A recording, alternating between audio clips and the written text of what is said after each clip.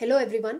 So in the previous lecture we have understood the different disk scheduling algorithms, and in this lecture we will do some numerical based on the uh, rotational latency, seek time and the other times and the storage structure. Okay, चलिए. तो अभी मैंने right side में यहाँ पे कुछ important topics लिखे हुए हैं. पहले तो आपका एक न्यूमेरिकल मतलब एक क्वेश्चन थ्योरेटिकल क्वेश्चन आ सकता है कि सेकेंडरी मेमोरी स्ट्रक्चर क्या होता है. तो जो मैंने आपको शुरू में फर्स्ट वीडियो में जो कराया था ना, आपको हायरार्की कराई थी रजिस्टर, कैश, मेन मेमोरी और सेकेंडरी मेमोरी के बीच में, हमने रिलेशनशिप पढ़ा था कॉस्ट, साइज और स्पीड का. वो आप बता सकते हो, बहुत अच्छे से एक्सप्लेन भी कर सकते हैं. ठीक है.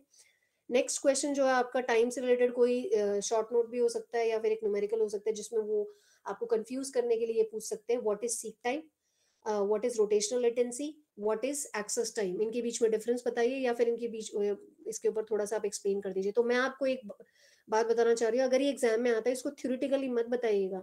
आप एक इस तरह का डायग्राम लीजिएगा और आप सिंपली बताओगे. अगर सिंपली सीक टाइम पूछ रहे हैं तो आप बताओगे कि मेरा रीड राइट हेड यहाँ पे है, और अगर मैं ऐसे अंदर किसी ट्रैक पे मूव कर रही हूँ तो this is called as seek time. और rotational latency when you are moving in any of the sectors in the particular track. और एक्सेस टाइम क्या होगा, दोनों का सम होगा. बहुत ही आसान क्वेश्चन है, बट अगर फिगर के साथ बताओगे तो बहुत अच्छे मार्क्स मिलेंगे. अब उसके बाद हमने क्या किया था इससे पहले वाले वीडियो में, डिस्क शेड्यूलिंग एल्गोरिथम 101%. इस पे एक न्यूमेरिकल आएगा ही आएगा, 6 to 8 मार्क्स फॉर श्योर. ठीक है. तो ये आपको बहुत अच्छे से करके जाना है. अब ये जो न्यूमेरिकल है ये डिपेंड करता है, बट अगर आपको ये समझ आ जाएगा तो it will be very very easy for you. चलिए नाउ लेट्स डिस्कस.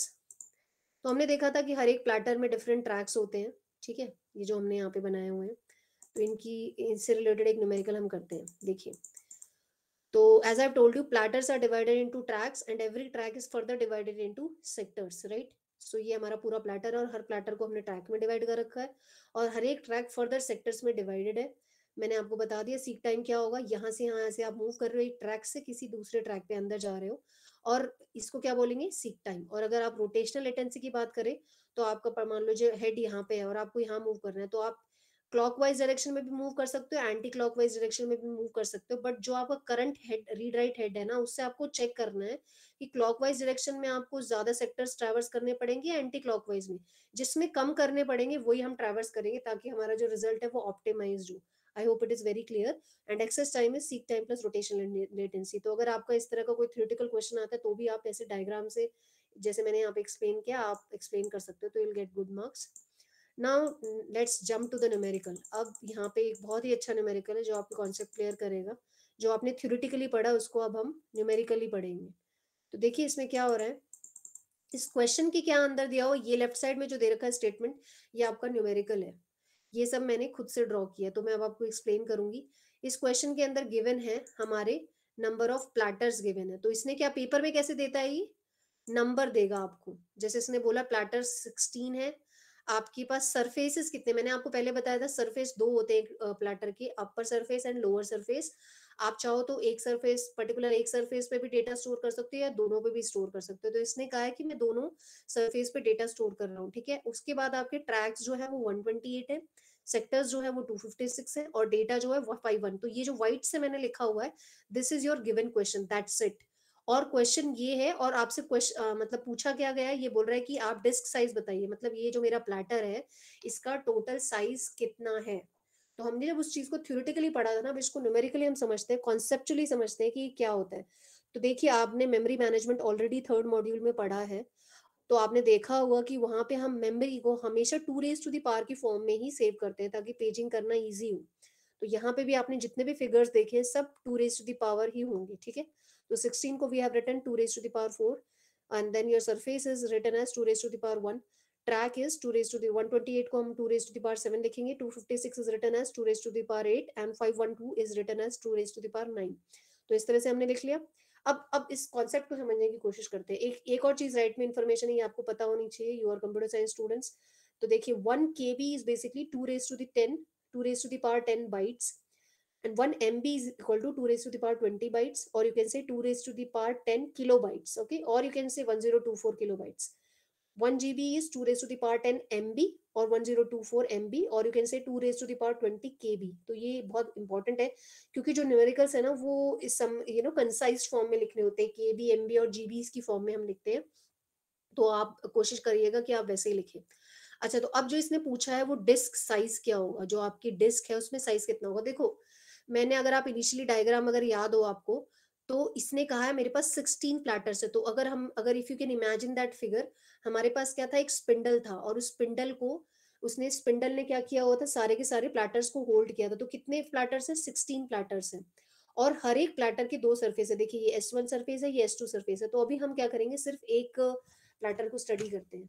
तो ये प्लैटर है हमारा पूरा, और इस प्लैटर में इसने क्या गिवन दिया है, दो सरफेस है, इसलिए मैंने क्या लिख दिया, S1 S2। उसके बाद इसने लिखा ट्रैक्स, ट्रैक्स कितने हैं, 128। तो आप देख सकते हो, मैंने मेंशन भी किया यहाँ पे T0, ये जो आउटर मोस्ट जो मैंने यहाँ बनाया है, दिस इज ट्रैक 0।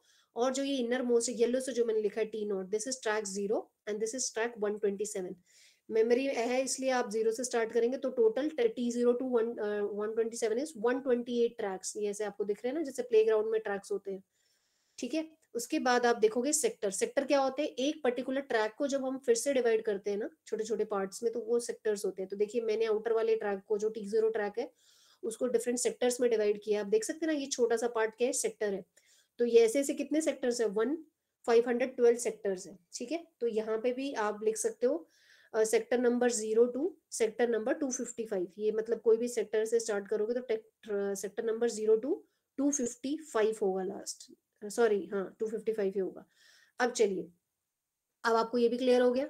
तो उसके बाद आपके पास क्या दे रखा है, इसने कहा है जो डेटा हम स्टोर कर रहे हैं उसका क्या साइज है, वो है 512। उसको भी हमने इसमें लिख लिया। तो अब अगर आप स्टडी करने की कोशिश करोगे, आपका पूरा जो एक स्पिंडल बना हुआ है, ठीक है, उस स्पिंडल में कितने प्लैटर्स है, टोटल नंबर ऑफ प्लैटर्स कितने हैं, 16 है। तो उसको हमने कैसे लिखा, 2 raised to the power 4, यानी कि 16 प्लैटर्स हैं। और हर प्लैटर के कितने सरफेस है, दो सरफेस है। तो इससे क्या पता चलेगा, हमारे प्लैटर और सरफेस को जब मल्टीप्लाई कर देंगे तो टोटल सरफेसेस हो जाएंगी, तो 24 सरफेस हो गए। और हर सरफेस को फर्दर किस में डिवाइड किया गया है, ट्रैक्स में। तो हमने फिर से इसको मल्टीप्लाई किया, नंबर ऑफ ट्रैक्स है, और हर एक ट्रैक इसमें डिवाइडेड है सेक्टर में। और हर एक सेक्टर कितना डेटा स्टोर कर रहा है, जो यहाँ पे गिवन है। तो बेसिकली आपको very, this I think this is very very clear concept, कि अगर आप नंबर ऑफ प्लैटर्स को नंबर ऑफ सरफेसेस से, फिर उसको try number of tracks and sector and then data, इन सबको आप मल्टीप्लाई करोगे, तो ये पूरा जो होगा ना, आपकी ओवरऑल डिस्क जो है ना, पूरी पूरी डिस्क का साइज देगा। बट अगर मैं सिर्फ अगर एक प्लैटर का साइज कैलकुलेट करना चाहूंगी, तो क्या होगा, आप यहाँ पे ये जो टोटल नंबर ऑफ प्लैटर्स है ना, ये मत लिखिए। अगर आप इस प्लैटर को रिमूव करके ये सारा पार्ट निकालेंगे, ये सारा पार्ट क्या होगा, आपकी एक प्लैटर के अपर एंड लोअर सरफेस को, जब आप ये वाला जो ये पर्टिकुलर जो पार्ट है आपका, ये क्या कर रहा है, एक प्लैटर का इंफॉर्मेशन है ये टोटल। बट जब आप नंबर ऑफ प्लैटर से डिवाइड कर रहे हो, तो टोटल नंबर ऑफ प्लैटर्स को हम क्या कहते हैं, एक साथ असेंबली को डिस्क बोलते हैं। तो ये पूरे डिस्क का साइज है। आई hope it is very very clear. चलिए, अब नेक्स्ट न्यूमेरिकल देखते हैं। तो अब जब आप इसको मल्टीप्लाई करेंगे ना, तो ये देखिए क्या हो रहा है। आपने जब इनको 2 raised to the power ऐसे, आपको मल्टीप्लाई करना ही नहीं है, आपको सिर्फ 2 raised to the power ऐसे लेना। और मल्टीप्लिकेटिव थ्योरम क्या कहती है, सारे पावर्स को ऐड कर दीजिए अगर बेस सेम है। तो सबका बेस 2 है, और आपकी पावर्स जो है 4+1+7+8+9, कितना हो जाएगा, 29। इसको ऐसे भी आपको नहीं लिखना है, ये है 2 raised to the power 29 bytes, इसी फॉर्म में आपको लिखना है। तो मैंने लिखा 2 raised to the power 9 dot 2 raised to the power 20 bytes. 2 raised to the power 20 you know very well क्या होता है, 1 मेगाबाइट। तो मैंने लिखा 2 raised to the power 9 को मैंने लिखा 512, I can write 512 megabyte. I hope it is clear. चलिए, अब देखते हैं दूसरा न्यूमेरिकल क्या हो सकता है इसमें। उससे उस न्यूमेरिकल को स्टडी करने से पहले आपको एक मेमोरी फिगर याद होना चाहिए। 2 raised to the power 1 की फुल, ये फुल फॉर्म क्या होगी, मतलब इसकी फुल वैल्यू क्या होगी। तो आप यहाँ पे 2 raised to the power 1 से लेके 2 raised to the power 10 तक आपको बाय हार्ट होना चाहिए। As a computer science student आपको बहुत अच्छे से ध्यान होना चाहिए कि 2 raised to the power 10 is 1024, 2 raised to the power is 9 is 512, like this.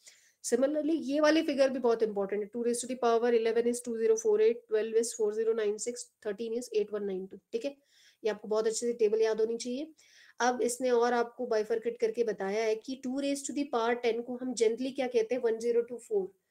ये वैल्यू तो बिल्कुल क्लियर है, 2 raised to the power 10 क्या होता है, 1024। लेकिन 1024 को अप्रोक्सीमेटली हम 1000 के इक्वलेंट रखते हैं, क्योंकि 10 raised to the power 3 क्या होता है, 1000 ही होता है। और ये भी ऑलमोस्ट इसके सिमिलर ही है। तो इसलिए हमने क्या किया, 10 raised to the power 3 को अगर आप ऐसे लिखोगे ना, तो 2 raised to the power 3 dot 2 raised to the power 3 ऐसे करोगे तो 2 raised to the power 9 आएगा। और कुछ फिगर क्योंकि हमने रिड्यूस कर लिया है, तो ये ऑलमोस्ट इसके इक्वल होगा, ठीक है। कुछ टर्म्स ऐसे भी आ जाते हैं, जैसे अगर 1 निबल है, तो 1 निबल का मतलब क्या होता है, 4 बिट्स होता है। वन, ये वाला फिगर मैं आपको बहुत अच्छे से अभी जस्ट पहले बताया है, मैंने आपको एक्सप्लेन किया, तो बट आपको ये ध्यान रहना चाहिए, this is very very important for your third module and fourth module, both for memory management and secondary memory management, KB, MB and GB, बिल्कुल बाय हार्ट आपको ये diagram is one of the most important diagram for your memory management numericals. अब देखिए इसने एक और चीज आपको बताई है, अगर आप हर इसकी बात करेंगे ना, अगर आपको रिप्रेजेंट करना है मेमोरी यूनिट्स को, तो पहला सबसे छोटा होता है बिट्स। बिट का मतलब तो सिर्फ 0 या 1, यानी कि एक बिट, ठीक है। निबल क्या होगा, 4 बिट। बाइट क्या होगा, B, capital B is what, byte. Byte means 8 bits. तो for 1 bit, 4 bit and 8 bit, 1 bit is bit, 4 bit is nibble and 8 bit is byte. फिर उसके बाद आपके पास किलो बाइट है, किलो। फिर मेगाबाइट में this MB is megabyte, GB gigabyte, TB terabyte, PB petabyte, EB exabyte, ZB zettabyte and YB yottabyte. ये आपका एक सीक्वेंस है जो आपको ध्यान होना चाहिए। अब नाउ लेट्स सी, अभी अभी जस्ट पहले हमने अभी जो न्यूमेरिकल किया था उसमें हमने देखा था कि जो हमारा डिस्क का साइज था वो क्या था, 2 raised to the power 29 bytes, जिसको हमने क्या लिखा था, 512 मेगाबाइट, ठीक है। तो ये एक और क्वेश्चन है जो एग्जाम में पूछते हैं, जो नेक्स्ट पार्ट था न्यूमेरिकल का वो ये था, अगर वो ये पूछे कितने बिट्स रिक्वायर्ड होंगे डिस्क के साइज को रिप्रेजेंट करने के लिए। देखो ये चीज मैं आपको इसलिए भी ज्यादा डिटेल में एक्सप्लेन नहीं करूँ, अगर आपने मेमोरी मैनेजमेंट बहुत अच्छे से किया होगा तो आपको पता होगा कि अगर हम साइज की बात करें तो ये है इसका साइज, बट अगर हम बिट्स की बात करें, मेमोरी में से कितने बिट्स में रिप्रेजेंट कर सकते हैं, तो वो कितने होंगे, 29 bits. This is very very in detail explained in third module, और अगर आपने वो नहीं किया तो हम जब थर्ड मॉड्यूल की वीडियोस करेंगे तो हम उसमें बहुत अच्छे से उसको पढ़ेंगे, ठीक है। चलिए, अब अगला क्वेश्चन क्या है, ये सेम न्यूमेरिकल है, दूसरा न्यूमेरिकल है, तो इसमें देखिए क्या दे रखा है, 16 सरफेस दे रखे, तो जिसको आप क्या लिखोगे, 2 raised to the power 4, 128 tracks है, तो 2 raised to the power 7, 256 sectors है, 2 raised to the power 8 and 512 byte, तो आपके पास क्या होगा, 2 raised to the power 9। तो अगर आप इन सबको मल्टीप्लाई करेंगे 2 raised to the power की फॉर्म में, तो सिर्फ आपको पावर्स को क्या करना है, ऐड करना है, तो ये बनेगा 2 raised to the power 28 bite, बिल्कुल वैसा ही न्यूमेरिकल है बट थोड़ा सा स्टेटमेंट चेंज है, तो इसको क्या लिख सकते हो, सेग्रीगेट कर देंगे तो ये हो जाएगा आपका 256, ये गलत लिखा है मैंने यहाँ गलती से, 2 raised to the power 8 तो 256 होगा, बट ये बिट्स नहीं होगा, यहाँ पे क्या आएगा, मेगा बिट, ये गलती है, तो प्लीज ये आप करेक्ट कर लीजिएगा, this is not bits, this is, ये तो मेगा हो जाएगा और ये बाइट हो जाएगा, मेगा बाइट्स, ठीक है। चलिए, तो अगर इसी क्वेश्चन, जो अभी मैंने पहला क्वेश्चन आपको कराया था, तो मैंने क्या कहा था, साइज कितना है ये, बट बिट कितनी रिक्वायर्ड होंगी, 29। सो इसी न्यूमेरिकल को अगर थोड़ा सा चेंज कर दिया है हमने, तो इसमें कितने बिट्स रिक्वायर्ड होंगे एड्रेस को रिप्रेजेंट करने के लिए, तो यहाँ पे 8 है ना, 28, तो 28 विल बी रिक्वायर्ड, ठीक है। अब नेक्स्ट क्वेश्चन है, ये एक बड़ा अच्छा कॉन्सेप्ट है, हालांकि ये कॉन्सेप्ट है बट इसको न्यूमेरिकली समझेंगे तो और क्लैरिटी होगी। इसने क्या कहा है, फॉर्मेट ओवरहेड इज 32 बाइट पर सेक्टर। तो आपका जो एक पर्टिकुलर सेक्टर, ये एक पूरा सेक्टर है, तो एक सेक्टर अभी अभी आपने देखा है कितने बाइट का है, यहाँ पे देखो न्यूमेरिकल में, एक सेक्टर जो है आपका 512 बाइट्स का है, ठीक है। बट इस पूरे सेक्टर में से ये जो पार्ट है ना आपका ओवरहेड है, यानी कि आउट ऑफ 512 बाइट्स ओवरहेड कितना है, 32 बाइट्स है। एक सेक्टर में 32 बाइट्स जो हमारे वेस्टेज हो जाते हैं ओवरहेड की वजह से, ठीक है। तो इतने सारे सेक्टर है, हर सेक्टर में ये 32 बाइट 32 बाइट हर सेक्टर में जाके वेस्ट हो रहा है, तो ये कह रहा है टोटल आपका वेस्टेज कितना हो रहा है, और आपका फॉर्मेटेड डिस्क स्पेस क्या है, फॉर्मेटेड डिस्क स्पेस, ठीक है। तो अब आप नोटिस करोगे, पहले हम वेस्टेड वाला कैलकुलेट करते हैं, तो आप देखोगे जो पुराना न्यूमेरिकल था ना आपका, उसमें क्या गिवन था, 2 raised to the power 14, ये जो आपने सब कुछ मल्टीप्लाई किया था, तो ये 512 क्या था, 2 raised to the power 9। यहाँ पे आप 2 raised to the power 9 नहीं लोगे, क्योंकि ये तो टोटल स्पेस है आपके सेक्टर का। अगर आपको वेस्टेज स्पेस निकालना है, तो वो वेस्टेज स्पेस क्या है, यहाँ पे आप देख सकते हो 32, तो 32 को आप कैसे रिप्रेजेंट करोगे, 2 raised to the power 5। तो आपने यहाँ पे क्या लिखा लास्ट में, आपने 2 raised to the power 9 नहीं लिखा, यहाँ पे आपने लिखा 2 raised to the power 5, ताकि आप ये बता सको कि एक पर्टिकुलर प्लाटर में, एक पर्टिकुलर सेक्टर में, सॉरी एक पूरे प्लाटर में आपका कितना वेस्टेज हो रहा है, सिर्फ इसकी वजह से, फॉर्मेटिंग की वजह से। तो आपने जब 2 raised to the power 5 से मल्टीप्लाई किया तो ये स्पेस है, तो 16 MB जो है आपका टोटल वेस्टेज है, ठीक है। फॉर्मेटेड कितना डिस्क स्पेस है आपका, यहाँ पे 512 में से अगर आप 32 माइनस करोगे तो वो क्या आएगा, 480 आ जाएगा आपका, ठीक है।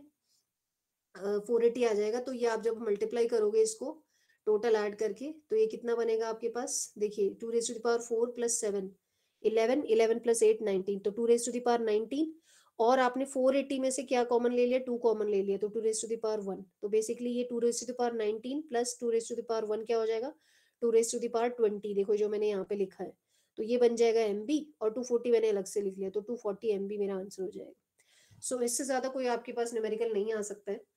तो this was all about the numericals of your disk structure, hard disk structure, और बहुत ही ईजी है ये, तो एक बार आप if you will just do it you will always remember.